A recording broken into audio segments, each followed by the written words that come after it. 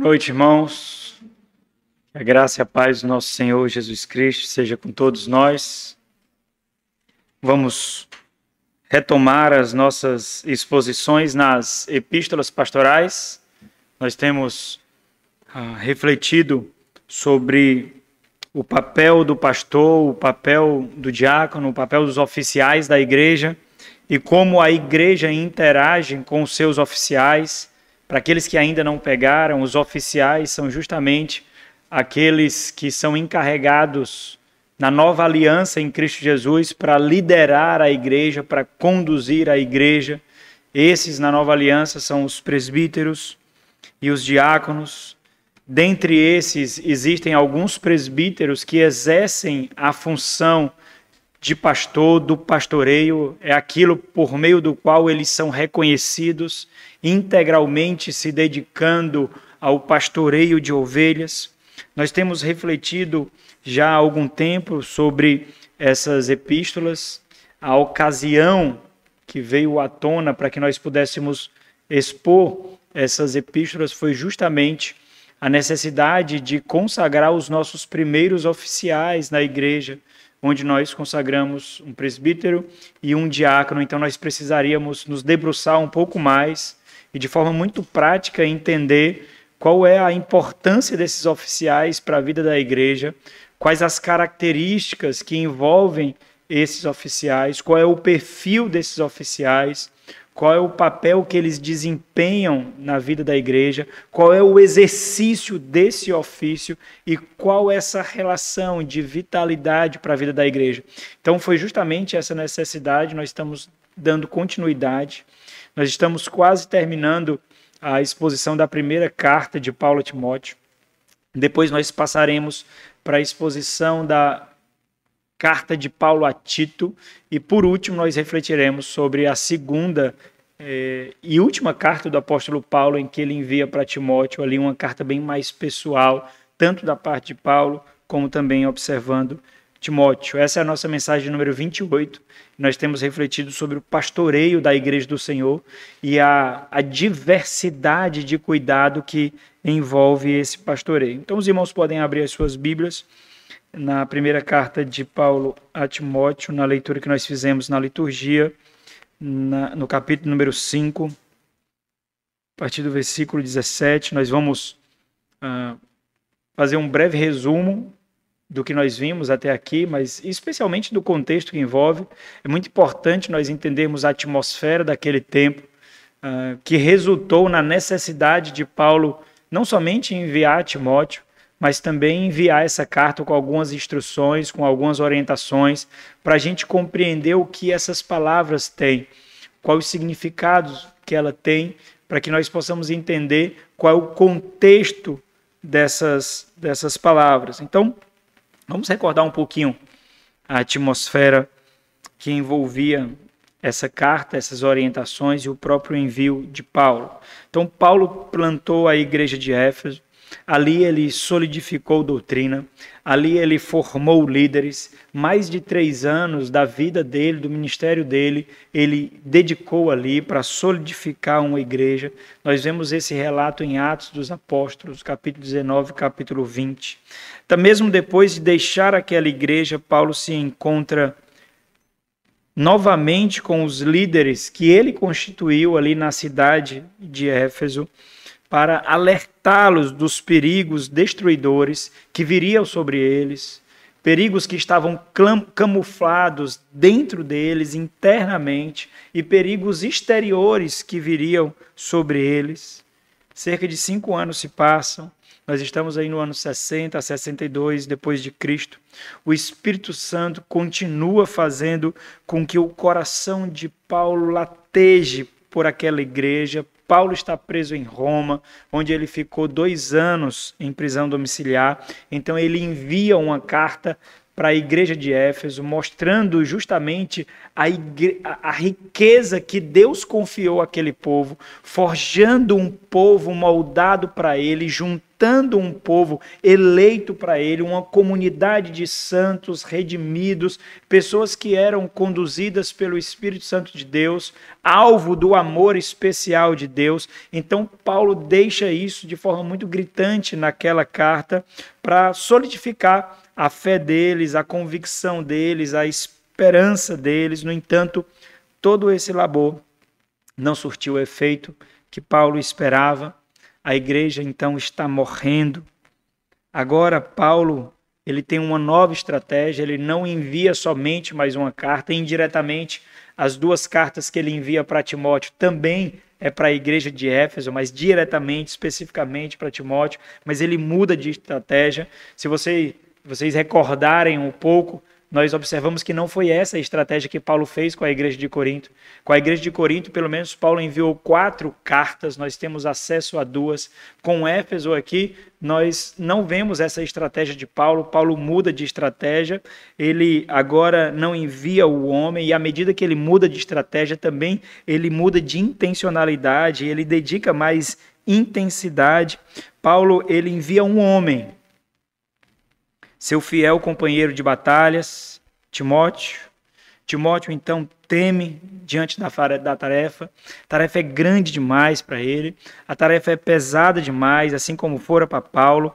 Mas ele aceita a missão também por suas fortes convicções. As angústias que estavam sobre Paulo agora serão também carregadas por seu filho na fé, Timóteo, o seu cúmplice, o seu fiel companheiro. Então, ao chegar lá, Timóteo encontra uma igreja completamente descaracterizada. Não é a igreja que Paulo deixara, não é a igreja que Paulo edificou, não é a igreja em que Paulo solidificou doutrina. A igreja está completamente descaracterizada. Uma igreja imoral, uma igreja perversa, uma igreja com odor de morte. Aquela igreja já não é mais a casa do Deus vivo, a igreja do Deus vivo, coluna e baluarte da verdade. Essa é a missão de Timóteo. A missão de Timóteo é fazer com que essa igreja, esse aglomerado de pessoas, que agora não pode ser chamado mais de igreja, retome essa posição diante dos olhos de Deus e diante da sociedade, casa de Deus, igreja do Deus vivo, protetora e propagadora da verdade de Deus. Ela deixara de ser. Ela não tem mais essas características. Essa é a missão de Paulo. É importante que os irmãos entendam essa missão de Timóteo, é importante que os irmãos entendam que essa é a missão de Timóteo. Mas nós temos falado detalhadamente o que Timóteo precisará fazer para que a igreja retome essa posição da qual ela deixou. Timóteo precisa percorrer inúmeras vias, tem que travar inúmeras batalhas. Não é somente fazer uma conferência sobre igreja verdadeira, não é somente dar uma disciplina sobre igreja fiel, sobre igreja leal, quais são as características da igreja que glorifica a Deus. Não é somente isso. Timóteo precisa derramar sangue. Timóteo precisa suar. Timóteo precisa sentir as mesmas dores de parto que Paulo sentiu, para que essa igreja retome o lugar da qual ela nunca deveria ter deixado. Ali, irmãos, naquele momento, estavam aproveitadores, abusadores, falsos profetas, oponentes de Cristo, mulheres insubmissas e ímpias, líderes fracos e homens frouxos, crentes amedrontados e sem convicção, ou seja, era um terreno fértil para tudo que afronta Deus, mas que ao mesmo tempo enaltece a carnalidade do homem. Essa era a igreja de Éfeso. Nós não consideraríamos uma igreja com essas características em nossos dias, quanto mais nos dias embrionários da igreja do Senhor, da igreja primitiva. Dentre as várias frentes que Timóteo é orientado a lutar, questões muito basilares precisam ser primeiramente corrigidas.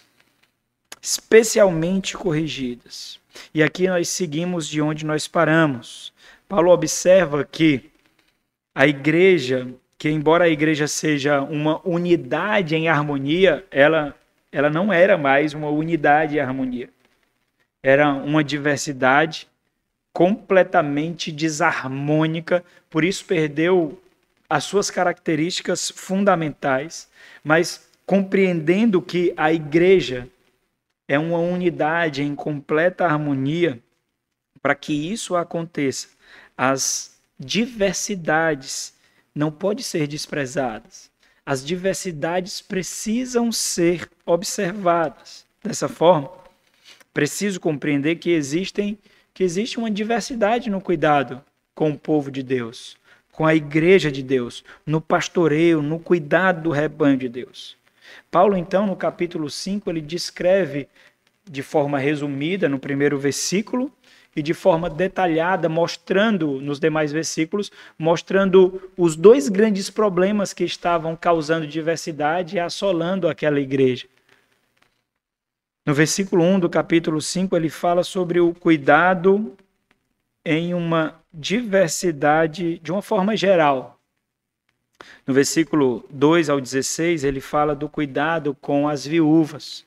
Do versículo 17 ao versículo 25, que é o trecho onde nós estamos, ele fala do cuidado com os oficiais. Então, cada um desses grupos de pessoas, no versículo 1, ele sintetiza, sintetiza essa diversidade que precisa ser observada.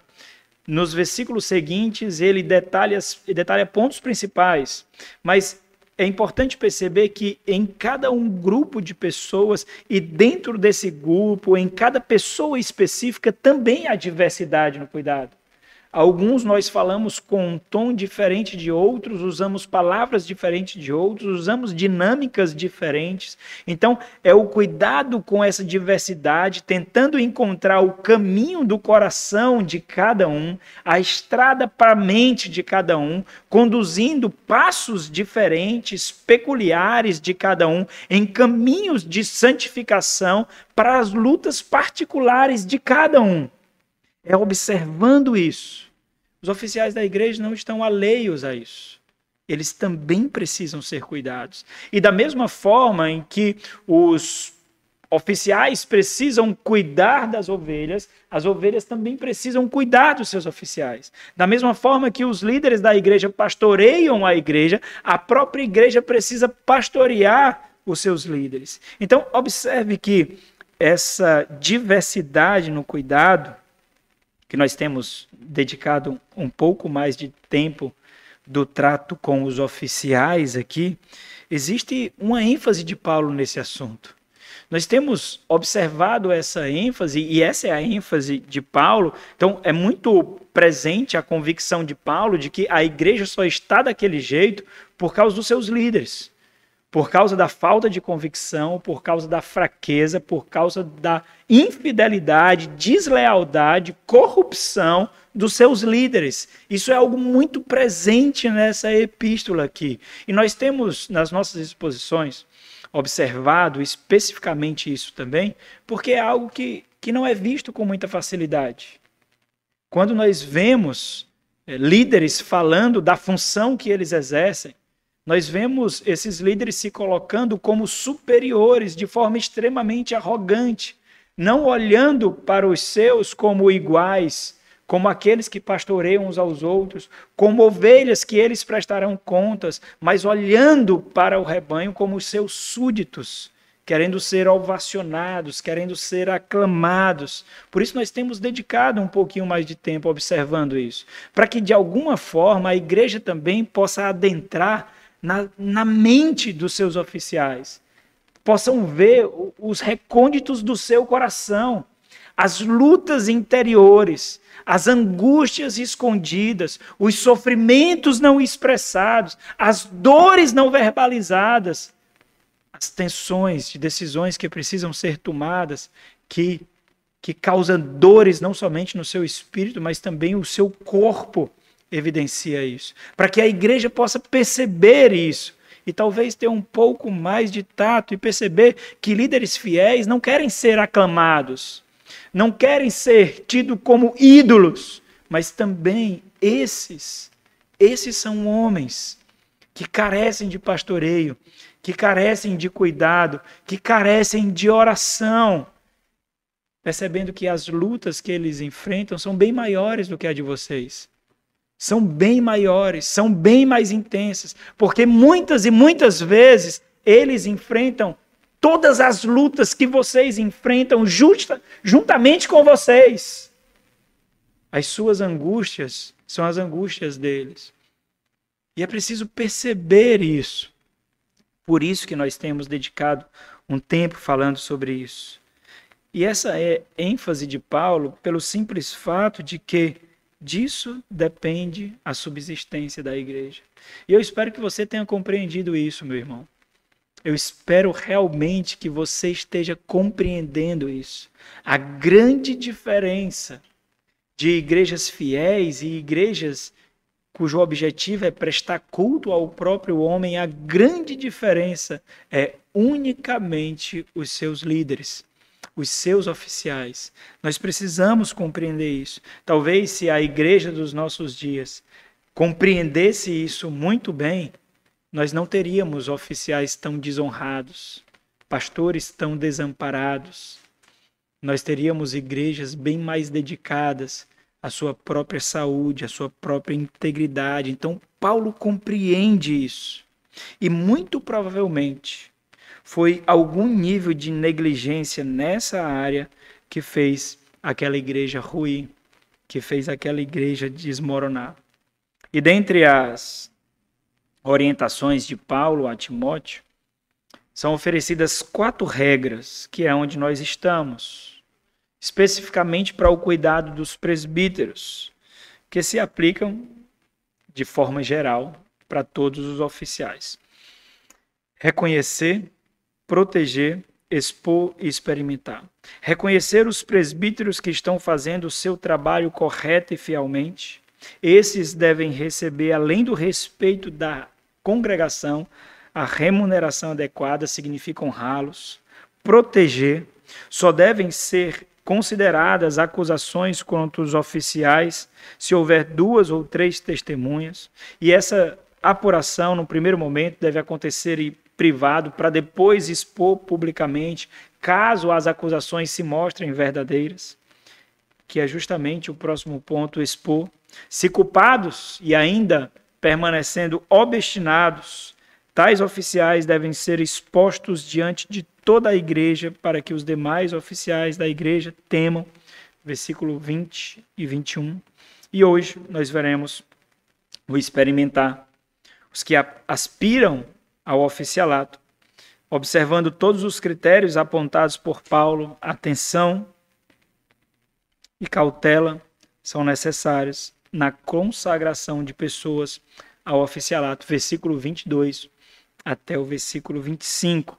E esse último sermão aqui, observando essas 4 regras, nós trataremos justamente da 4ª regra, experimentar os que aspiram ao oficialato. No último sermão, nós falamos sobre expor publicamente os oficiais que zombam da palavra de Deus.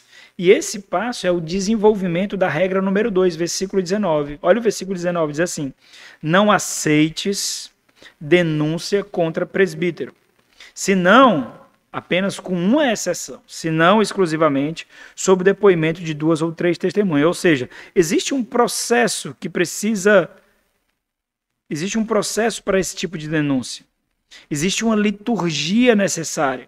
Ao seguir essa liturgia, e aí não seguir essa liturgia pode significar algum tipo de parcialidade, pode significar algum tipo de comprometimento espúrio do coração, quando há uma concorrência em funções, quando há uma concorrência entre os oficiais, então espera-se apenas uma oportunidade para levar o outro oficial ao litígio, à acusação, ao tribunal. Então, tanto a igreja como especialmente os oficiais precisam observar essa liturgia. É essa liturgia que adestra a nossa liberdade. É essa liturgia que nos deixa em paz a consciência.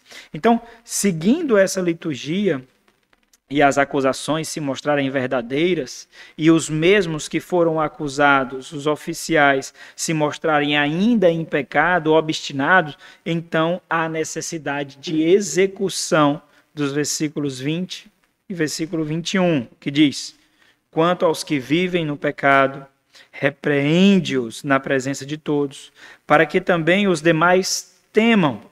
Conjuro-te. Então, a importância, o peso daquilo que Timóteo é encarregado de fazer e é encarregado de instruir aqueles que ele está consagrando para fazerem e instruir a igreja para que ela faça. A importância disso é ressaltada pela bancada diante de quem ele é colocado sob juramento. Ele não é colocado sob juramento somente perante homens, mas diante do tribunal celestial.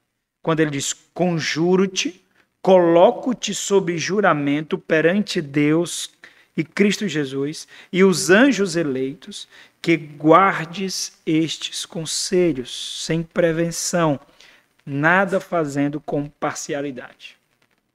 É óbvio, irmãos, que o objetivo aqui é purificar a igreja. O objetivo é levar a igreja à sua pureza. Mas isso acontecerá ao incutir temor naqueles que não têm, primeiramente os seus líderes. Incutir temor, reverência e zelo nos seus líderes e nos seus membros, assim como desenvolver neles a firmeza e zelo pela igreja do Senhor. Assim como existe um critério que precisa ser considerado nesse litígio, e esse critério, se os irmãos observarem, existe grande rigidez e questões muito profundas a serem observadas, da mesma forma os oficiais precisam ser protegidos, mas ainda assim eles devem ser tratados com rigor caso se mantenham obstinados. Por que isso? Nós refletimos muito sobre isso. Por que tamanha exposição e rigorosidade? Bom, é simples. Porque os seus pecados são mais graves, porque os seus pecados são maiores, porque os seus pecados afetam com maior intensidade a vida da igreja. Não é que os seus pecados são mais perversos, não. Não é porque os seus pecados são mais imorais. Não é porque os seus pecados são mais depravados. Mas é pela posição que ele ocupa. Ele é modelo. Ele é padrão. Quando um líder cai, ele tem a potencialidade de levar muitos com eles, de derribar muitos com eles. Então aqui não é um nível de perversidade, mas é posição ocupada. Então nós chegamos na regra número 4, versículo 22 ao versículo 25. Essa regra número 4, embora ela esteja colocada aqui por último, ela não deve ser seguida nessa ordem. Ela encapsula todas as demais. Ela é o fundamento para todas as outras. Timóteo precisa experimentar e a igreja precisa aprender a experimentar justamente para que não incorra na necessidade desses passos que foram colocados aqui. Então, Paulo orienta Timóteo. É óbvio que essas orientações são dadas por seu mestre, pelo apóstolo, por um tutor. Quando nós falamos orientações, não quer dizer que existe a opção de não serem seguidas, de não serem observadas. As orientações são categoricamente colocadas aqui como ordens, como imperativos. E não somente isso. Além disso, Paulo usa a linguagem mostrando a vitalidade para a igreja de seguir essas ordens, de tal forma que não segui-las significa continuar incorrendo nos mesmos erros, continuar forjando a mesma atmosfera que aquela igreja já estava desfrutando. Então seria simplesmente uma situação de insanidade fazer as mesmas coisas que aqueles líderes estavam fazendo, que aquela igreja estava fazendo, e esperar resultados diferentes é insano, é loucura, é estultícia, é estupidez.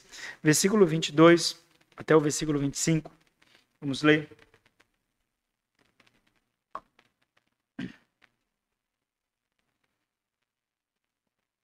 A ninguém imponhas precipitadamente as mãos. Não te tornes cúmplice de pecado de outrem. Conserva-te a ti mesmo puro.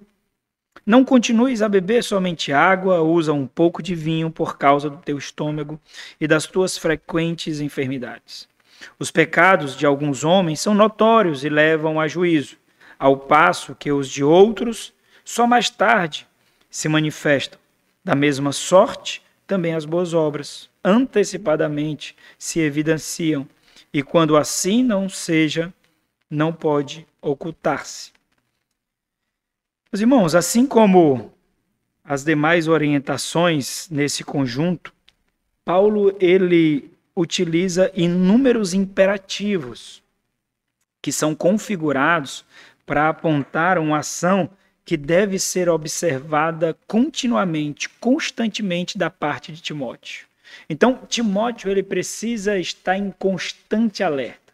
A atenção de Timóteo aqui no pastoreio da igreja deve ser constante. As guardas deles têm que estar ativas a todo instante, observando aquilo que Paulo orienta a fazer. Na língua grega, que esses imperativos, na língua que Paulo escreve, ele escolheu palavras específicas para demonstrar isso. Não somente palavras específicas, como ele configurou essas palavras de forma específica para que quando elas fossem lidas, esse rigor fosse observado por parte daqueles que leem. De tal forma que é como se Paulo estivesse ali naquele instante elevando a voz e gritando para que Timóteo percebesse e a igreja a intensidade do que Paulo está dizendo aqui. Quando esses imperativos são colocados no tempo presente, enfatiza que algo deve ser observado contínua e intensamente. Então, eu estou falando isso para vocês para que vocês entendam a tensão que Timóteo estava ali.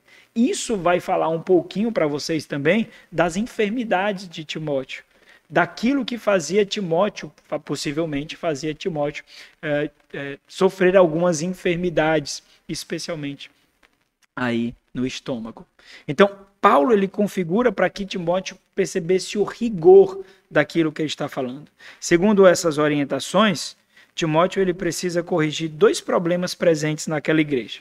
Então, um de negligência e um de falta e um de displicência. Primeiro, não consagrar ao oficialato pessoas inadequadas, porque era isso que estava acontecendo. Pessoas inadequadas estavam sendo consagradas ao oficialato. Segundo problema, consagrar pessoas realmente vocacionadas, o que não estava acontecendo. Pessoas que foram marcadas por Deus para o oficialato não estavam sendo consagradas. Por quê? Porque não tinham as marcas, as características que eram requeridas pelos falsos líderes ali, pelos falsos mestres. Por isso que as características e as marcas que eram requeridas por Deus não estavam sendo exaltadas, não estavam sendo observadas. Por isso é necessário tempo suficiente para que aquele que aspira seja experimentado. Deve ser dado tempo para que pecados ou boas obras venham à tona, sejam expostos. Isso é muito importante a tal ponto de Paulo separar no perfil dos presbíteros, no perfil dos diáconos, uma característica como essa. Quando ele fala dos presbíteros, ele diz que não seja neófito, para não suceder que se ensoberbeça e incorra na condenação do diabo.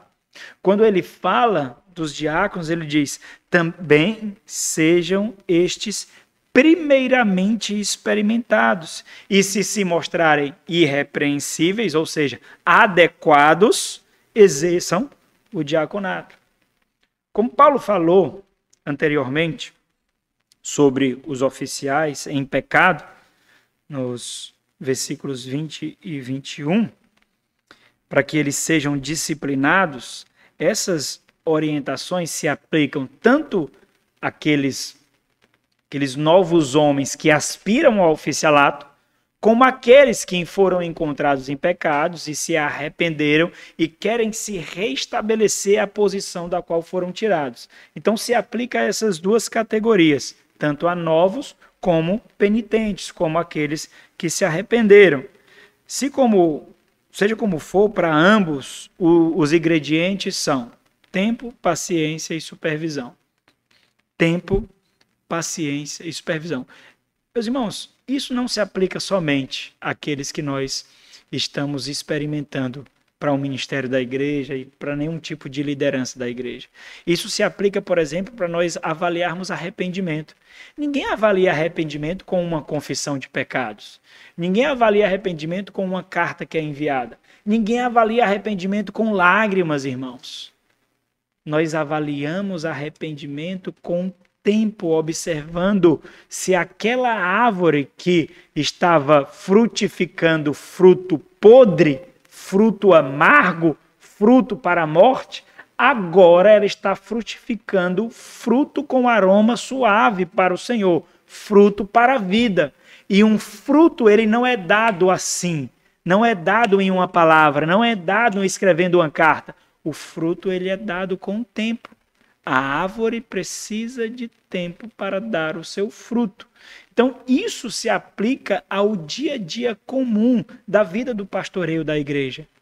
Embora nós queiramos, especialmente o tempo que nós vivemos, ressalta isso, nós queremos tudo assim, tudo. Nós queremos tudo rápido, tudo de uma hora para outra. A facilidade adentra a nossa cozinha, a facilidade adentra as nossas casas, a facilidade adentra as nossas compras. Então nós queremos aplicar o mesmo rigor à igreja. A grande tristeza, irmãos, é que existem de fato igrejas que oferecem isso. E essas igrejas são um grande prejuízo para igrejas fiéis e verdadeiras. Porque quando pessoas não se adequam a igrejas que tentam observar biblicamente essas características, elas simplesmente mudam de igrejas. E quando mudam de igrejas, elas vão ter aquilo que elas querem, principalmente se souberem que elas vieram de outra igreja e que não foram atendidas. Então isso aguça o ego da própria igreja. Então acaba que no meio que nós vivemos não existe catolicidade, não existe essa universalidade, essa irmandade entre igrejas para forjar piedade, para conduzir um povo fiel ao Senhor. Existem igrejas que canibalizam umas às outras. Infelizmente, essa é uma realidade. Então vamos aqui para o texto. Versículo 22. Esse é o versículo onde nós vamos dedicar um pouco mais de tempo, porque ele acaba encabeçando toda a instrução. Então, observa a exortação de Paulo, a ordem que Paulo dá: a ninguém imponhas, o imperativo está justamente aqui, imponhas, a ninguém imponhas precipitadamente. Então, o que é a imposição de mãos? A imposição de mãos, irmãos, é uma impressão, é uma exposição visível de uma realidade que acontece espiritualmente. Então, quando uma igreja reconhece alguém como seu pastor, como seu oficial, como seu líder, uma realidade espiritual está sendo executada. Aquela pessoa foi marcada para ser responsável pelo tesouro que Deus a confiou desde antes da eternidade. Isso acontece espiritualmente e é tornado visível diante dessa cerimônia. Então, a imposição de mãos é uma cerimônia de consagração, é uma expressão visível de que algo está sendo conferido e, ao mesmo tempo, reconhecido. Existem muitas igrejas que fazem essa cerimônia de imposição de mãos para oração. Oração por bebês, oração por aniversariantes, oração as mais diversas possíveis.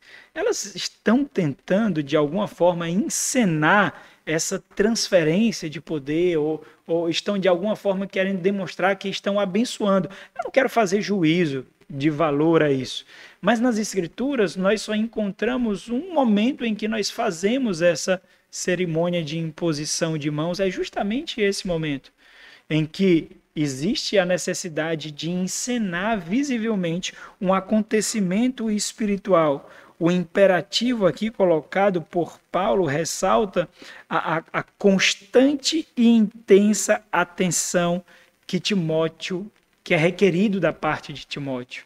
Então, Timóteo deveria impor as mãos, juntamente com a aprovação da igreja, depois de observar todas essas características que ele irá descrever. Existe um qualificativo aqui.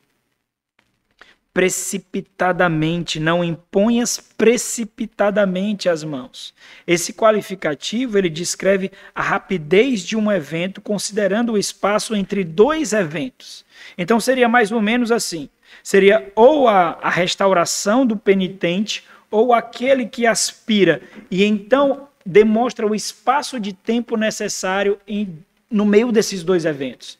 Aquele que se arrependeu deve ser experimentado até a imposição de mãos, consagrando, restaurando ao ministério, ou aquele que aspira deve ser experimentado até a consagração do ministério. E o mesmo se aplica para os nossos dias. Então,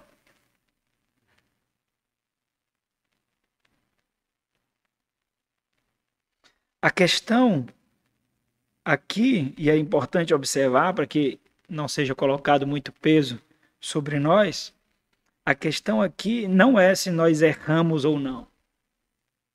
Não é se nós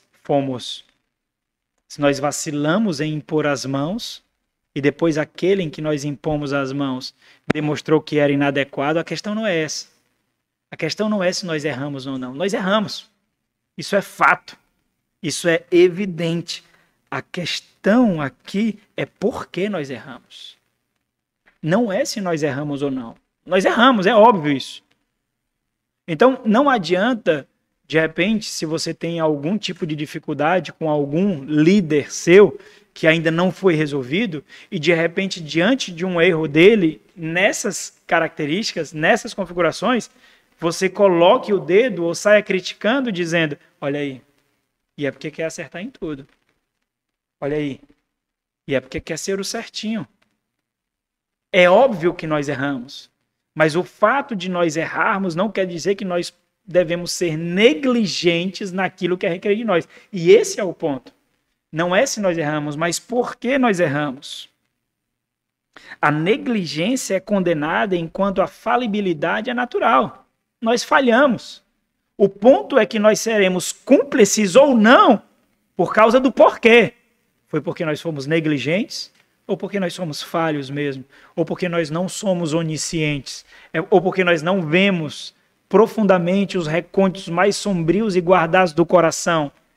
Camuflagens perfeitamente utilizadas. É o porquê aqui que está a questão. Então ele diz, a ninguém imponhas precipitadamente as mãos e não te tornes cúmplices de pecado de outro. Então, na nossa versão aqui, na nossa tradução, nós não temos essa conjunção aí aparecendo, mas ela aparece no nosso texto original. Então seria, e não te tornes cúmplice de pecados de outrem. Esse termo cúmplice aqui é muito interessante para a gente. Esse termo aqui, ele vem da mesma raiz da onde vem koinonia. O que é koinonia? Comunhão. Então, não esteja em comunhão com os pecados de outrem. Quem são esses outros? Aqueles que ele recebeu precipitadamente a imposição de mãos. O ponto de Paulo aqui é que Timóteo, ou nós, não deveríamos nos unir a outro para algo. É isso que o termo diz. E segundo Paulo, a negligência fará com que, mesmo que essa não seja a nossa intenção direta, nós seremos cúmplices. Por quê? Porque nós fomos intencionalmente negligentes. Então, quando nós não tomamos uma posição, quando nós não exercemos uma ação, nós estamos sendo intencionalmente negligentes. Então, indiretamente, nós seremos responsáveis pelos pecados e pelos erros cometidos. Ou seja, se Timóteo fosse precipitado em experimentar os que aspiram e rapidamente consagrá-los ao oficialato, ele seria, em alguma medida, responsável por esse ministério, o que o colocaria numa posição muito negativa, numa situação, por exemplo, de tolerar pecados deles. E com isso, Timóteo compartilharia a sua culpa, o seu pecado. Abra aí na segunda carta de João, no versículo número 10. Essa mesma expressão é utilizada nessas mesmas configurações, mostrando a responsabilidade agora não para os oficiais diretamente, mas diretamente para todos nós. Segunda de João, versículo 10 e versículo 11 diz assim: se alguém vem ter convosco, ele está falando dos falsos profetas, dos falsos mestres, se alguém vem ter convosco e não traz essa doutrina, ele está falando da doutrina de Cristo, bíblica, verdadeira, e não traz essa doutrina, não recebais em casa, nem lhes deis as boas-vindas, ou seja, não estenda a destra de comunhão, não o faça perceber que ele está em comunhão com aqueles que são ortodoxos, com aqueles que são bíblicos, porque aquele que lhe dá boas-vindas faz-se cúmplice das suas obras. Nós não podemos, irmãos, nós não podemos aprovar ou referendar nenhuma conduta espúria. É por isso que remover a comunhão é um recurso pedagógico, é um recurso disciplinar. Nós não podemos dar a impressão a ele que ele está vivendo em normalidade, que ele está em harmonia com o corpo, que ele está em harmonia conosco. Quando nós estendemos a destra da comunhão, nós estamos mostrando uma normalidade que simplesmente não existe. Pode voltar lá para o texto. A ninguém imponhas precipitadamente mãos, não te torne cúmplice de pecados de outrem. Diante disso, mais uma exortação. Conserva-te a ti mesmo puro. Conserva-te, mantém, guarda a ti mesmo puro. O que é puro aqui? Não é sem pecado, mas nesse contexto você já deve entender o que é pureza. Pureza aqui seria não tenha sobre si defeito moral, algo com que lhe acuse, esteja acima de reprovação, porque se ele fosse levantasse, impusesse as mãos precipitadamente, ele então seria passivo de defeito moral, ele seria passivo de acusação. Então, o verso 23, ele parece não se encaixar aqui. Nós lemos o verso 22, se nós pularmos para o verso 24, nós vemos que a lógica de Paulo flui tranquilamente. O verso 23 simplesmente não parece encaixar, mas essa é uma nota explicativa justamente sobre a pureza. Com isso, Paulo não estava querendo dizer que Timóteo não deveria mais continuar com o costume que lhe era comum. Então ele dá uma nota explicativa. E aí nós vamos também dedicar um tempinho aqui. Paulo faz um esclarecimento muito importante para que Timóteo não compreendesse incorretamente o que ele estava querendo dizer por pureza. Quando ele diz, não continues a beber somente água. Usa um pouco de vinho, por causa do teu estômago e das tuas frequentes enfermidades. E aqui nós temos implicações assim, muito importantes, irmãos. Observe que Timóteo tinha uma enfermidade e ele intencionalmente interrompeu o cuidado quanto à sua saúde, algo que lhe era muito comum. Ele cuidava constantemente da sua saúde com um pouco de vinho e ele interrompeu isso. Por que Timóteo interrompeu essa prática, colocando em risco ou ao ponto de sofrer maiores dores por causa da sua saúde física? Então, observa o contexto. Os falsos mestres que ali estavam, dentre outras características, como judaizantes, eles tinham características ascéticas, aquelas características de separação rigorosa, radical. E essas características, conforme os ensinos que nós já vimos no capítulo 4, dizia respeito à abstinência de alguns alimentos, abstinência de álcool, mas, na verdade, como hipócritas que eles eram, eles ensinavam o que eles não viviam. Ao invés de se absterem daquilo que ele ensinava para que outros se abstivessem, eles se embriagavam. É por isso, por exemplo, que no perfil dos oficiais, falando especialmente dos presbíteros, uma característica é colocada: não seja dada ao vinho. Porque cada característica daquele perfil é um contraponto ao perfil espúrio dos falsos mestres, dos falsos profetas ali. Então, Timóteo, ele abriu mão da sua liberdade cristã e o cuidado com a própria saúde, trazendo prejuízos físicos sobre si, para que ele não fosse pedra de tropeço aos outros. Ele sabia que essa era uma mentalidade já muito forjada ali. Se ele consumisse qualquer tipo de bebida alcoólica, ali no caso o vinho, ele poderia trazer prejuízo à consciência por causa de toda a doutrina ascética que os irmãos já tinham ensinado. Ele tinha plena liberdade cristã para que isso fosse feito, mas ele abriu mão dessa liberdade para não ser pedra de tropeço. No entanto, aqui o ponto de Paulo é que Timóteo ele deixou de olhar por uma fresta que ele deveria olhar. Se Timóteo deixasse de beber vinho, o que lhe era considerado medicinal, com receio de escandalizar a outros, ele estaria, na verdade, reforçando a doutrina dos seus oponentes ali, dos falsos mestres. E ainda mais, ele poderia ser equiparado a esses falsos mestres. Olha, está vendo? A doutrina desses falsos mestres é uma doutrina verdadeira, porque até o delegado de Paulo também tem o mesmo costume. Então, Paulo corrige essa perspectiva. O fato também, irmãos, nós fomos um pouquinho mais curiosos, é que nós não sabemos qual é a enfermidade de Timóteo aqui. Esse não é o foco da instrução de Paulo. Mas é interessante como o cuidado de Paulo mostra, diante dessa grande batalha, e essa notinha explicativa mostra compaixão e empatia por parte do seu pai na fé. Poderia ser algo adquirido pelo próprio ministério, e Paulo entende isso muito bem. Muitas dores, enfermidades e marcas foram adquiridas por Paulo no ministério. Então, Paulo sabe que ele deveria preocupar-se com Timóteo, porque a igreja não iria se preocupar com Timóteo nessas características.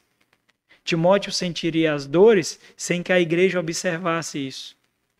Timóteo veria as suas enfermidades cada vez mais se agravando e a igreja não iria observar isso. Porque foi isso que aconteceu com Paulo, todas e todas as vezes. Vê na primeira viagem missionária de Paulo, em que ele funda igrejas ali na região da Galácia. E Paulo faz menção na primeira carta que ele escreve, justamente essas igrejas, a carta que nós temos aos Gálatas. Paulo então faz menção de que, se possível fora, os irmãos as arrancariam até os próprios olhos para dar para ele, possivelmente mostrando alguma enfermidade que ele tinha ali. Alguns dizem que é o espinho da carne dele, eu acho que não é, mas existia uma enfermidade da parte de Paulo nos seus olhos, e Paulo diz o amor maravilhoso, excepcional e talvez muito singular que aqueles irmãos tiveram, ao ponto de, se possível, arrancar até os próprios olhos para dar para Paulo. Mas nós não vemos mais nenhum relato desse tipo. O fato é que isso não era observado. E essa nota explicativa de Paulo mostra uma compaixão que muitas vezes os ministros não têm. Mostra uma empatia que muitas vezes os oficiais não têm. Talvez porque eles estão aqui em cima, talvez porque fala de forma tão exortativa, talvez porque olha pecados, enxerga pecados que nós não gostaríamos que ele enxergasse, e talvez por causa dessas características, eles são tidos como fortes, imaculados, perfeitos, poderosos, aqueles que não caem, aqueles que não erram, aqueles que não choram, aqueles que não ficam fracos espiritualmente, aqueles que não desanimam, aqueles que estão com intensa e constante convicção, aqueles cuja esperança não é açoitada. Mas isso é mentira, irmãos. Nós não falamos porque nós não sabemos o efeito que isso vai causar em vocês. É por isso que nós não falamos. Nós não falamos porque não sabemos como vocês irão receber. Se isso vai afetar a fé de vocês, se isso vai afetar a esperança de vocês, se isso vai afetar a convicção de vocês, e isso torna ainda mais dolorosas as nossas lutas. Porque nós não podemos falar. Porque simplesmente nós não podemos falar. Então, ao mesmo tempo em que o ministro está rodeado de irmãos, o seu ministério, na maioria das vezes, é muito solitário. É muito sozinho. Daí a importância maravilhosa de ter uma pluralidade de oficiais na vida da igreja. Porque assim como Paulo a Timóteo, como Timóteo a Paulo, esses entendem o custo das marcas da luta, o custo das marcas da batalha. Então, uma nota de atenção aqui para a compaixão, para a empatia de Paulo a Timóteo. Isso ecoa mais uma vez aquilo que Paulo disse a Timóteo no capítulo 4, no versículo 16, cuida de ti mesmo e da doutrina. Continua nestes deveres, porque fazendo assim salvarás tanto a ti mesmo como aos teus ouvintes. Crisóstomo, um grande pai da igreja, considerado o maior pregador da igreja primitiva do século 4, século 5, observando especificamente esse texto, ele fez uma reflexão muito interessante. Ele diz, por que Paulo não curou Timóteo? Ele tinha poder para isso. Até mesmo as suas roupas levantavam mortos, curavam enfermos. Mas por que ele não curou a Timóteo? Então ele conclui. A semelhança de Paulo, as aflições de Timóteo o mantinham humilde e ajudava outras pessoas a verem a ele somente como um humano, apesar da sua posição e das suas habilidades. São os instrumentos de pastoreio que o Senhor nos dá, que nós não compreendemos, mas nós suportamos. Versículo 24 retoma diretamente o raciocínio do versículo 22. Paulo mostra o porquê Timóteo não deveria ser apressado em consagrar aspirantes ao ministério. O ponto de Paulo, nesses 2 versos, é o seguinte. No versículo 24, mostrar que as pessoas camuflam muito bem os seus pecados, o que não os torna tão evidentes, tão notório facilmente. Com isso, a sua inadequação para o ministério não é vista com tanta rapidez como nós gostaríamos. No versículo 25, da mesma forma, a ênfase é a mesma, o raciocínio é a mesma. As boas obras nem sempre são claramente visíveis. Ou seja, a adequação ao ministério de algumas pessoas podem não ser tão evidentes. Por isso, a necessidade de perceber o tempero. Às vezes é por imaturidade, e aí a maturidade ela precisa ser forjada. Como nós vimos essa manhã, a maturidade é forjada quando nós inculcamos sabedoria. A maturidade é forjada quando nós experimentamos a sabedoria. A maturidade ela só é forjada com o tempo. Ela não é aprendida, ela é apreendida. Ela é forjada, ela é assimilada. Se o problema é imaturidade, então esse não é um problema, ele pode ser resolvido diante daquele que é aprendiz, diante daquele que entende que é um discípulo, diante daquele que entende que precisa ser ensinado.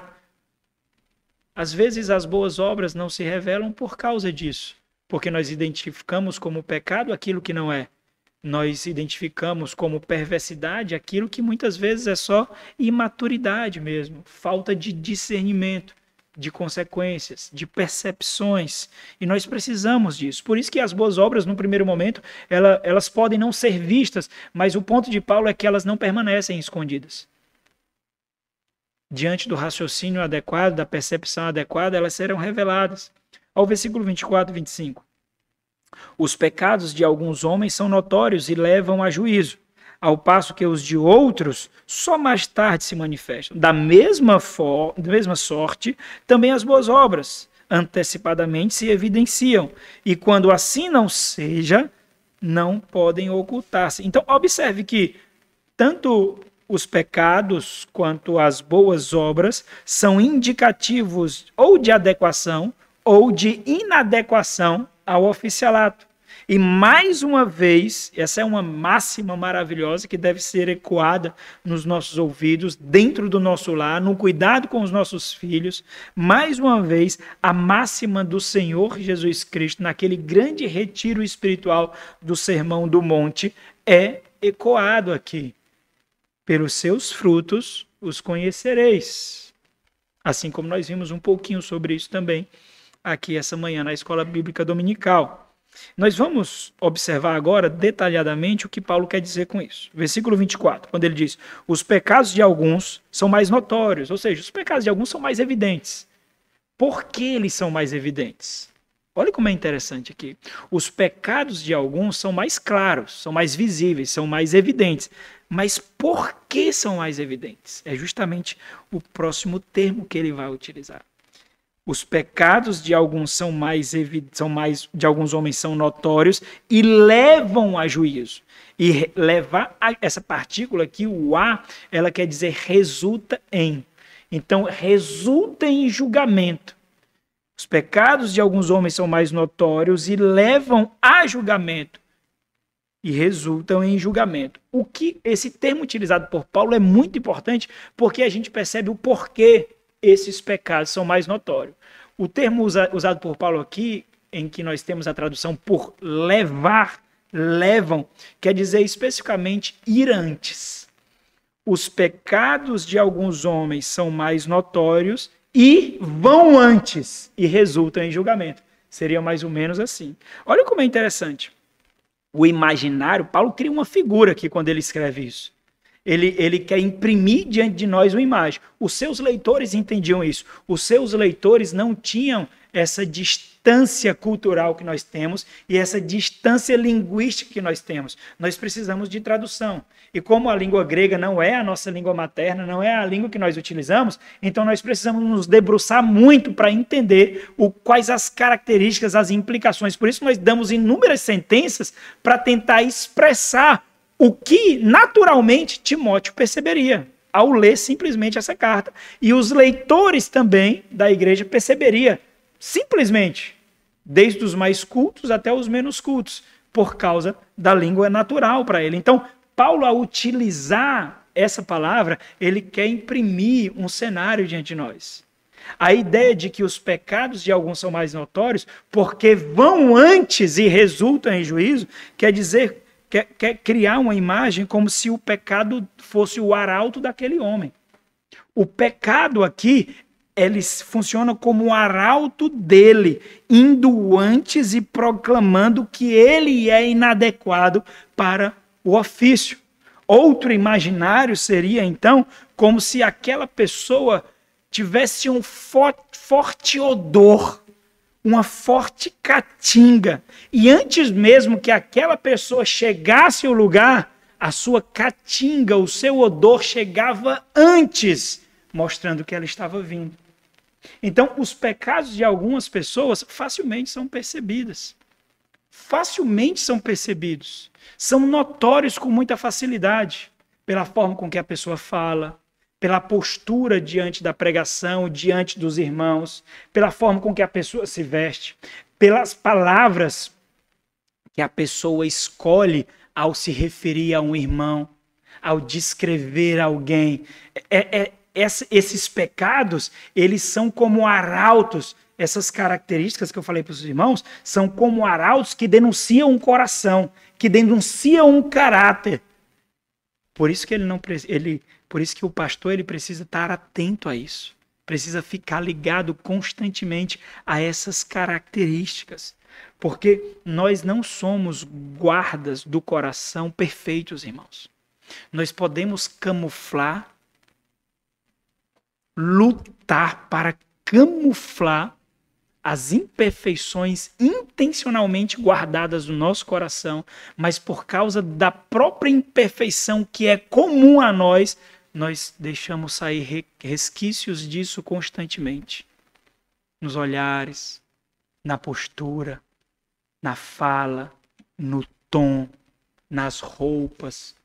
Constantemente nós deixamos.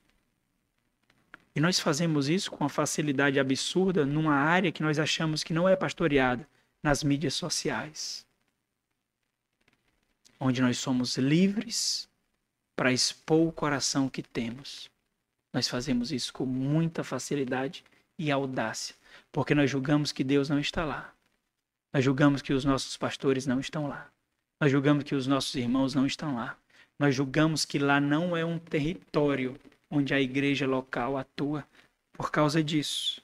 Ou seja, os pecados de alguns são fácil e claramente percebidos e levam ao juízo. Juízo aqui é julgamento. Então, em última instância, o julgamento aqui é o julgamento final realizado por Deus no grande e último dia. Mas especificamente, Paulo não está falando sobre esse julgamento, embora ele resulte nesse. Mas Paulo está falando especificamente do julgamento presente, realizado tanto por Timóteo como pela igreja local. Esse julgamento que ele acabou de fazer referência no versículo 20 ao versículo 21. Esse litígio que é colocado ali. Então, os pecados de alguns homens são notórios e levam a juízo, ao passo que de outros quem? Aqueles que aspiram, só mais tarde se manifestam. Essa expressão todinha, só mais tarde se manifesta, é outra expressão muito importante também. É um termo só, é uma única palavra, que aqui é traduzida em várias para tentar expressar o que isso significa. Só mais tarde se manifesta. Descreve algo que acontece em conjunto com outro acontecimento. Olha como isso é importante. Porque só mais tarde é revelado. Porque é difícil de ver. Porque não é tão notório como os outros? Porque ele acontece em paralelo a outro acontecimento. Ele acontece junto, ele acontece camuflado. Ele acontece ao mesmo tempo de outro. Ou seja, algo que não é visto facilmente, algo que é camuflado. Literalmente, essa expressão quer dizer seguir de perto. É uma ação que segue outra de perto. Por exemplo, quando nós queremos camuflar a nossa inveja, a nossa cobiça, e nós vemos a conquista de outros, nós colocamos palminhas no grupo e dizemos parabéns, parabéns. Esse é o acontecimento que nós queremos exibir. Mas aqueles que forjam cobiça e inveja estão expondo juntamente com isso outro acontecimento. Isso é exposto por quê? Pela convivência, pela comunhão, pelo conhecimento. Então, juntamente, por isso que não é fácil de ser percebido, por isso que não é fácil de ser visto. A ideia de algo, que precisa ser percebido com exame, com discernimento, com sabedoria. E para isso, precisa estar ao lado, porque a superfície não esboça, porque a superfície não evidencia. O mesmo se aplica o versículo 5 aqui. A pressa, o ponto de Paulo é que a pressa remove a boa análise. Existem irmãos que não são notórios ou nitidamente vocacionados. Existem irmãos que até tentam recuar um pouco do ministério, tentam recuar um pouco do oficialato. Existem irmãos que, no primeiro momento, não parecem adequados ao oficialato. Será necessário observação. Ou seja, no versículo 24, Paulo alerta sobre o perigo de consagrar pessoas inadequadas ao oficialato. E no versículo 25, ele destaca o perigo de não consagrar pessoas adequadas. Pelo quê? Se um é pela negligência, o outro é pela falta de intencionalidade em observar com maior profundidade aqueles que têm as marcas do ministério. Versículo 25. Da mesma sorte, ou seja, com o mesmo raciocínio, também as boas obras. Antecipadamente se evidenciam, e quando assim não seja, ou seja, aquelas que não são assim, aquelas que não são tão evidentes, elas um dia se revelarão. Elas não podem ocultar-se. Por isso nós precisamos de tempo para averiguar. Então, para a gente fechar tudo aqui, irmãos.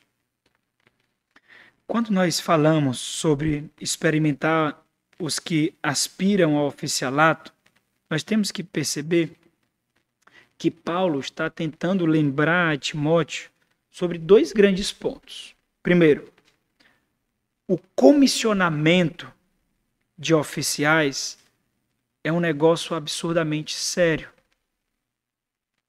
De tal forma que há responsabilidade assumida tanto por parte daqueles que comissionam, como por parte daqueles que são comissionados. Segundo ponto, nada substitui cautela e tempo. O verdadeiro caráter e ações de uma pessoa nem sempre serão imediatamente visíveis. E daqui, para a gente encerrar, surgem algumas perguntas muito básicas diante de tudo que nós vimos. São perguntas que nós deveríamos realmente considerar e perguntas que inquietam particularmente o meu coração. Como, irmãos? Como aplicamos todo esse rigor bíblico? Está aqui, está na Bíblia esse rigor. A cautela está na Bíblia. Como nós aplicamos todo esse rigor bíblico numa igreja em que a convivência se resume tão somente às programações formais? Como nós experimentaremos? Como nós veremos pecados que não são tão notórios? Como nós veremos boas obras que não são tão visíveis? Como nós aplicamos todo esse rigor a tais igrejas? Como examinamos a vida daqueles que nos pastorearão se não temos vida uns com os outros além das programações ordinárias?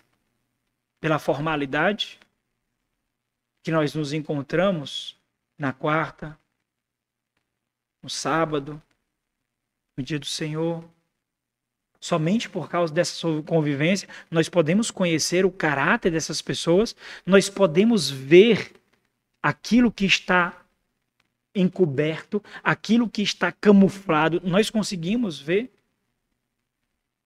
Como nós podemos experimentar se não há experiência uns com os outros? Daí a necessidade de viver a vida da igreja, irmãos. Nas programações que nós nos reunimos aqui, nós damos o tom para que vocês vivam além dessas reuniões. Nós mostramos o que é comunhão, o que é fidelidade, o que é santificação, o que é piedade, o que é honrar o Senhor, o que é santificar o nome do Senhor. Santificado seja o teu santo nome, nós oramos. Santificado seja o teu santo nome. Será que nós podemos atribuir mais santidade ao nome de Deus do que já existe? Não é isso, irmãos. Glorificado seja o Senhor. Será que nós podemos atribuir mais glória ao Senhor do que Ele tem? É impossível isso.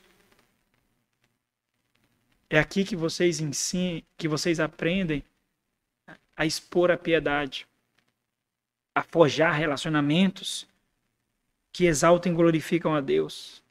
Muitas vezes, meus amados irmãos, muitas vezes, mesmo como crentes, nós cultivamos um estilo de vida que ganha o mundo, mas corrói as nossas almas. Por favor, escuta isso.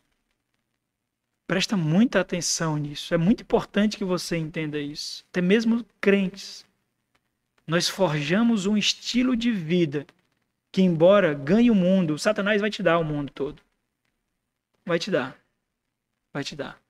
Quando no deserto Satanás tentou Jesus, Jesus não disse, tu não podes. Ele não disse. Ele podia, se Satanás não pudesse dar o que ele estava oferecendo, Jesus simplesmente diria assim, tu não podes, não é teus. Ele não é teu. Ele podia sim. Ele podia dar. E é por isso que nós caímos justamente com muita facilidade. Porque ele sabe o que um coração que não está contente em Deus quer. Ele sabe o que um coração que não está satisfeito em Deus quer. E ele oferece isso para você. Quer diplomas? Terás. Quer casas maravilhosas? Terás. Quer carros glamurosos? Terá. Quer corpo escultural? Terá. Terá. Mas também só terá isso. Não terás nada do mundo por vir. Não terá nada comigo. Não te conheço. Só terás isso. Às vezes nós forjamos esse estilo de vida. O que é que você quer para o seu filho? O que é que você quer para o seu filho? É isso que você quer? Só essas porcarias? É? Porque diante dos tesouros celestiais, isso é porcaria. Isso é miséria. Isso é se contentar com as migalhas que esse mundo oferece. É isso realmente? É isso? É isso que nós queremos para nossa esposa, marido, para os filhos? É isso que nós queremos? Qual é o estilo de vida que você está forjando? Porque você terá líderes condizentes com esse estilo de vida que você ambiciona, que você anseia.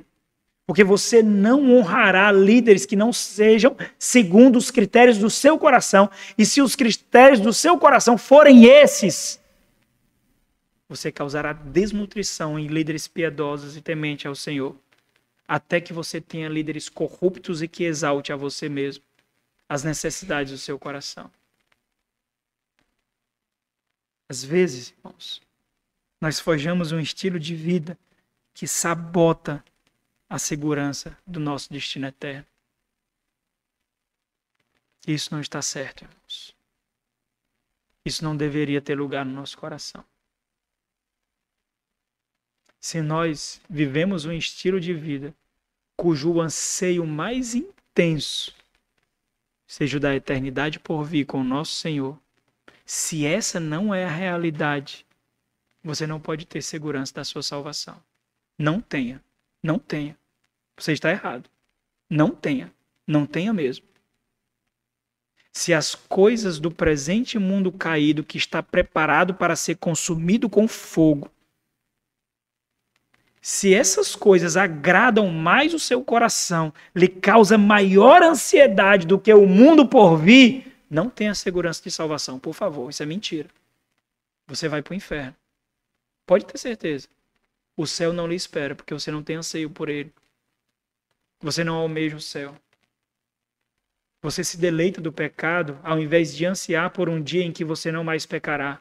Você consegue imaginar isso? Em que os seus pensamentos não servirão mais de testemunha contra você no tribunal.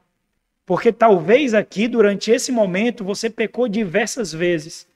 Talvez com imoralidades, talvez com bajulação, talvez com julgamento, talvez com corrupção, talvez com mentira, diversas vezes. Mas o Espírito Santo que tudo vê, vê as suas mentes, vê os seus corações.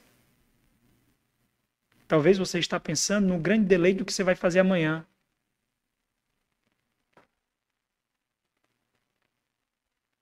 Se essas coisas estão dentro do seu coração com maior intensidade, os céus não é seu. Não é seu, não lhe pertence. Não lhe pertence. Você não faz parte do povo de propriedade exclusiva de Deus. Você tem que entender isso muito bem. Muito bem.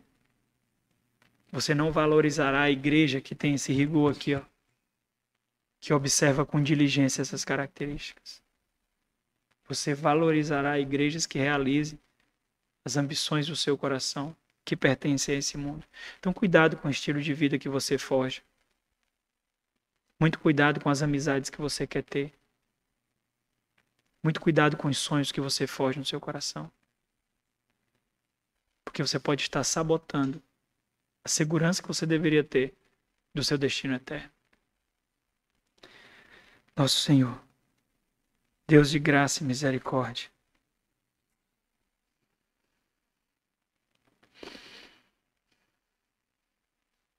Obrigado, Senhor.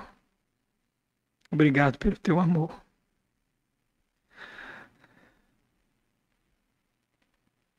Nós não merecemos, ó Deus. Nós somos tão podres, imperfeitos. Nós amamos tanto esse mundo. Nós nos deleitamos tanto com os manjares desse mundo, meu Deus. Destrói o coração que não te pertence, Deus, por favor. Nos faz amar o Senhor, meu Deus. Por favor, Senhor. Nos faz amar o Senhor profundamente, meu Pai. Forge a nossa convicção piedosa, meu Deus, de seguir as tuas sagradas escrituras, custe o que custar, meu Deus. Direita as nossas vidas, Pai, direita os nossos anseios, os nossos desejos. Enche-nos com a profunda satisfação de Ti. Gratidão por ter o Teu Santo Espírito habitando dentro de nós, nos marcando como Teus. Ajuda-nos, ó Deus, a honrar os nossos irmãos, que contribuem para que nós sejamos mais parecidos contigo, com Cristo Jesus. Não permita que sejamos sabotadores da nossa própria piedade, meu Deus. Ajuda-nos, ó Deus, a sermos protetores da igreja, edificadores da noiva de Cristo, meu Pai. Em nome de Jesus. Amém.